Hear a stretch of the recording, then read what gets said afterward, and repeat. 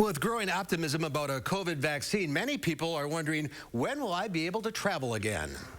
Oh, I know that's a question I'm asking myself. And as many of us transition from working from home to working from anywhere, hotels and resorts are adapting to that new trend.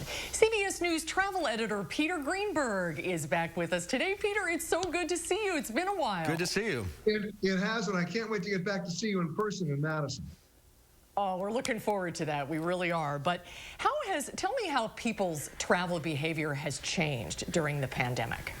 Well, we've seen a dramatic change in travel behavior. People saying, okay, instead of picking a destination as a vacation, I want to pick a destination as a lifestyle. And hotels are pivoting to support that.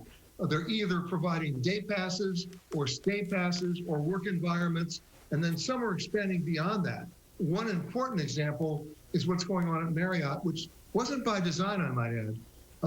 A couple of years ago when Airbnb was exploding, Marriott tried to figure out a way to compete with them, and they quietly built a portfolio of 10,000 homes, private homes in America that they now manage.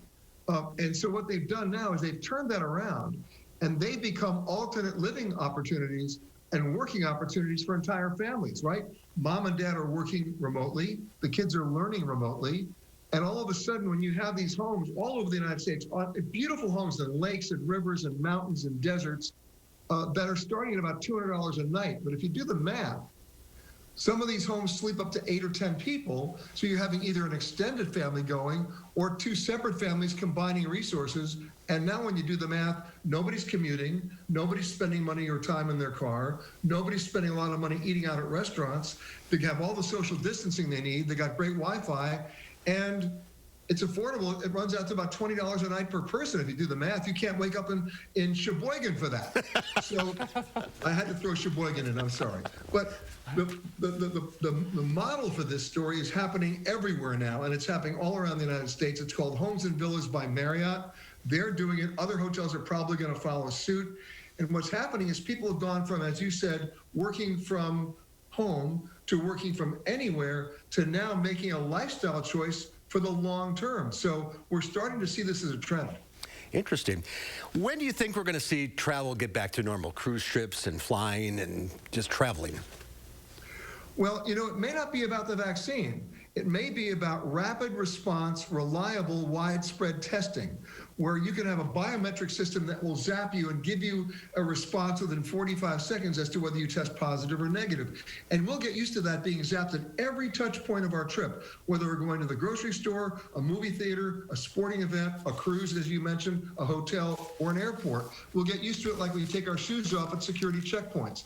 And then all the travel industry has to do is to build the physical infrastructure to isolate and treat anybody who tests positive so nobody else's trip is impacted. That will bring back a certain amount of confidence. The second thing that's happening is already happening, and that's destinations realizing what people are not necessarily talking about, but what they're thinking about. The two biggest negative responses we had during the pandemic, at least in terms of my email, were people unable to get refunds for trips that were canceled, or people who bought travel insurance only to discover it was worthless because on page 95 of their website, which you and I never get to, there was a clause that said, we don't cover for pandemic. So you're seeing insurance companies now beginning to make products that actually cover that. Countries are now doing it. Costa Rica is doing it. Jamaica is doing it, where when you go there for $10 a day, you're given an insurance policy that actually works and provides comprehensive coverage so that if you do get sick over there, they're not only going to treat you there, they're going to repatriate you and evacuate back you to the doctor and the medical facility of your choice. So that's the kind of assurance people really need before they get back out again. Hopefully that day will come soon. Peter, great to see you again. Stay well. You got it, guys. Thank you, Peter. Great to see you.